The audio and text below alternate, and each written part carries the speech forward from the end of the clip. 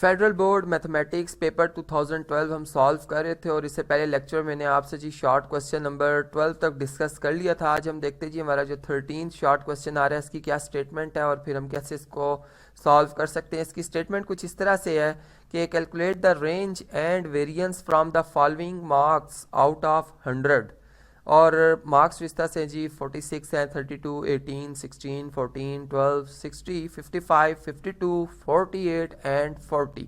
देखें जी अब इनमें जो है हमारे पास नंबर्स हैं, इनको इसी क्वेश्चन को मैंने अलग से यहाँ पर कॉपी पेस्ट किया हुआ ताकि हम इसको थॉरोली जो है वो समझ सकें। तो इसके लिए जो भी वर्क रिक्वायर्ड था, जैसे कि हम टेबल बनाते हैं एक अनग्रुप डाटा के लिए, पहले हमने यहाँ पर वेरिएंस और जब हम स्टैंडर्ड डेविएशन की बात करते हैं तो इसके लिए हमें एक टेबल बनाना पड़ता है। तो यहाँ पर आप देख सकते हैं कि मैंने इन वैल्यूज़ को एक टेबल के अंदर इस तरह से लिखा है कि यहाँ पर एक जो हमारे पास कॉलम बना है वो वेरिएबल्स के हवाले से, वैल्यूज़ के हवाले से, और दूसरा उसके स्क्वायर वैल्यूज़ के हवाले से है। अब आप ये भी देख सकते हैं कि चूँकि हमने सबसे पहले रेंज फाइंड करनी, तो रेंज को चलें जी पहले रेंज के बारे में डिस्कस कर लेते हैं कि रेंज को R से रिप्रेजेंट किया जाता है और इसका जो फार्मूला है जी वो ये है कि आप मैक्सिमम जो डाटा की मैक्सिमम ऑब्जर्वेशन है उसमें से लीस्ट ऑब्जर्वेशन को इसका डिफरेंस देखेंगे। तो यहाँ से अगर आप देखें तो हमें ये ज़ाहिर नज़र आ रहा है कि इस डाटा में जो सबसे बड़ी वैल्यू है वो हमारे पास जी 60 है, ये मैक्सिमम वैल्यू। तो यहाँ पर मैक्सिमम वैल्यू जो आ रही है जी 60 आ रही है, तो यहाँ मैं क्या लिख दूंगा जी 60 लिख दूंगा। और अगर आप इस डाटा में देखें जी सबसे जो इसकी लीस्ट वैल्यू आ रही है वो 12 है, 12 से छोटी वैल्यू कोई भी नहीं है इस डाटा में। तो यहाँ पर जी लीस्ट वैल्यू 12 है और अगर 60 और 12 का डिफरेंस देखा जाए तो रेंज बहुत आसानी से मिल जाती है जी, यहाँ से 48 इसकी वैल्यू आ रही है। तो ये तो थी जी रेंज हमारे पास। अब हम चलते हैं वेरिएंस की तरफ और देखते हैं जी वेरिएंस।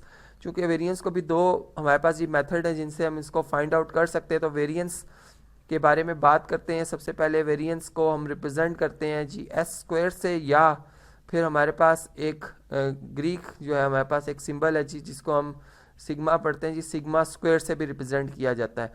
और इसका जो फार्मूला है जी, अब फार्मूला देखते हैं। एस स्क्वायर जो है इक्वल टू होता है, अगर हम डायरेक्ट फार्मूला से इसको फाइंड आउट करें तो इसका फार्मूला कुछ इस तरह से होगा कि तमाम वैल्यूज़ की जो हमारे पास वैल्यूज़ आ रही है उनकी स्क्वायर किया जाएगा, उनका सम किया जाएगा, उसको डिवाइड किया जाएगा टोटल नंबर ऑफ वैल्यूज़ से और फिर इसका डिफरेंस लिया जाएगा जी इसकी मीन वैल्यू से, इस डाटा की मीन वैल्यू से। तो ये बेसिकली यानी मीन वैल्यू का स्क्वायर लिया जाएगा और फिर इन दोनों जो वैल्यूज़ आ रही हैं हमारे पास इनका डिफरेंस देखा जाएगा, तो ये हमारे पास वेरिएंस आ जाएगा।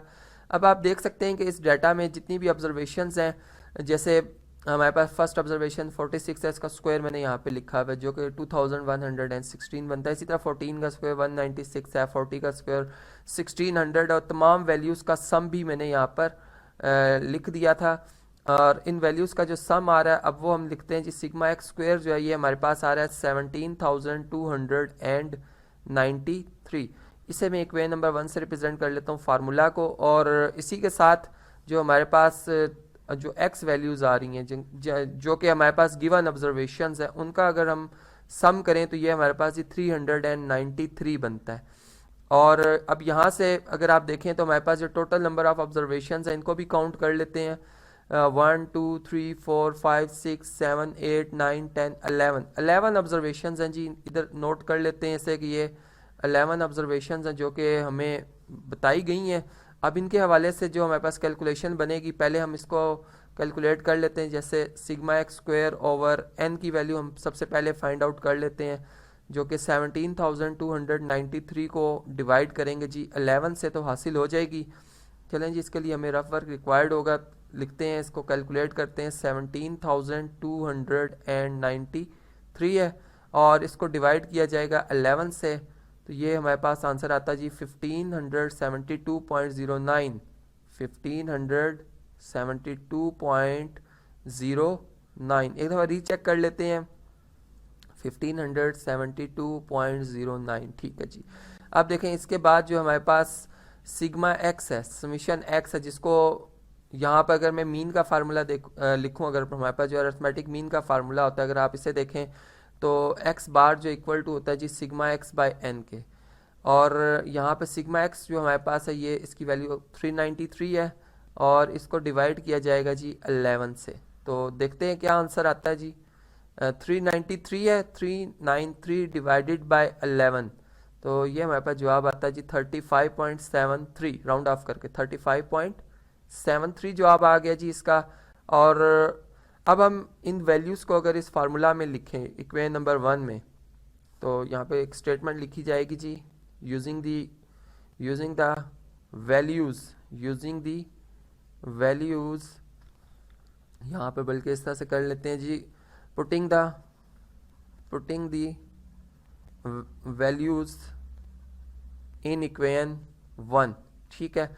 और इक्वेशन नंबर 1 आप देख सकते हैं, इसमें एस स्क्वायर इक्वल टू जी sigma x square divided by n था, इसकी वैल्यू हमने देखी, ये हमारे पास 1572.09 आई है। तो अब यहाँ पर इस फार्मूला में हमारे पास एस स्क्वायर आएगा और sigma x square by n की वैल्यू जो 1572.09 है ये आ जाएगी। इसी तरह इसके बाद जो डिफरेंस का हमारे पास आ रहा है जी सिंबल, इसके बाद अगर आप देखें तो सिग्मा एक्स बाय एन है और फिर उसका होल स्क्वायर है। तो यहाँ पर सिग्मा एक्स बाय एन जो है इसकी वैल्यू हमने देख ली थी, ये हमारे पास आई थी 35.73, ये यहाँ पर जी सब्स्टिट्यूट की जाएगी, तो ये लिख लेते हैं जी 35.73 और इसका होल स्क्वायर, यहाँ पे भी आप देख सकते हैं स्क्वायर है।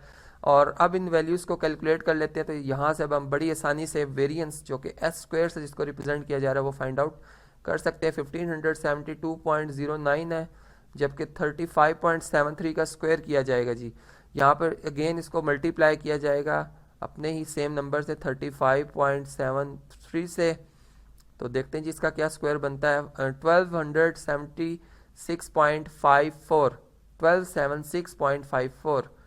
1276.54 ये जी इसकी ये वैल्यू आ रही है। अब यहाँ पर इन दोनों वैल्यूज़ का अगर फ़र्क देखा जाए, डिफरेंस देखा जाए, यानी 1572.09 में से अगर आप 1276.54 सब्ट्रैक्ट करें तो हमें क्या जवाब मिलेगा, ये हम देखते हैं जी वेरिएंस का के हवाले से। तो सबसे पहले जो हमारे पास वैल्यू आ रही है, अगर आप इसे देखें जी 1572.09 और माइनस करेंगे जी 1276.54, ये हमारे पास बनता है जी 295.55। तो ये जी हमारे पास ये मार्क्स के हवाले से वेरिएंस आ गया है। और अगर स्टैंडर्ड डेविएशन फाइंड आउट करना हो तो हम इसी का स्क्वायर रूट ले लेंगे, पॉजिटिव स्क्वायर रूट, तो हमारे पास स्टैंडर्ड डेविएशन आ जाएगा। तो ये था जी आज का हमारा टॉपिक, हमारा लेक्चर, जिसमें हमने देखा कि हमने किस तरह से वेरिएंस और जो रेंज है वो फाइंड आउट करना सीखा।